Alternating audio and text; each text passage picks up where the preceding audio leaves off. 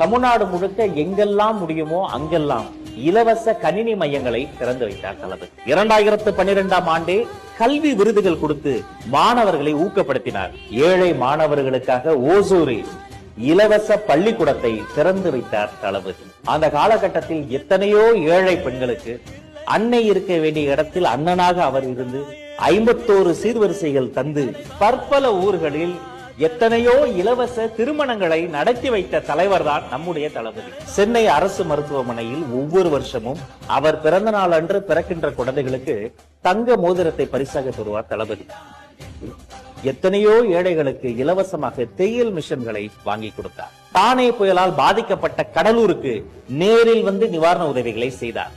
மிதிவண்டியில் இருந்து மாற்றுத்திறனாளிகளை சமூகத்தின் மாற்றும் திறனாளியாக மாற்றக்கூடிய முச்சகர வண்டிகளில் இருந்து, நோட்டு புத்தகத்தில் இருந்து, அரிசி பருப்பில் இருந்து எத்தனையோ உதவிகளை தாராளமாய் கிள்ளி அள்ளி அள்ளி கொடுத்தவர் தான் நம்முடைய தலைவர் தளபதி. சிவகாசி, திருநெல்வேலி, ஈரோடு, புதுக்கோட்டை, திருச்சி, மதுரை, விழுப்புரம், பாண்டிச்சேரி என தமிழகம் முழுக்க பல ஊர்களுக்கு நேரில் வந்து நலத்திட்ட பணிகளை செய்தவர் தான் தளபதி. சுனாமி, குஜராத் பூகம்பம் போன்ற பேரிடர் காலங்களில் உதவிக்கரம் நீட்டினார் தளபதி.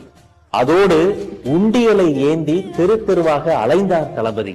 அதை பார்த்து லட்சக்கணக்கான ரசிகர்களும் களத்தில் இறங்கினார்கள். களத்தில் இறங்கி உதவி செய்வது தளபதியின் DNA-விலேயே இருக்கிறது.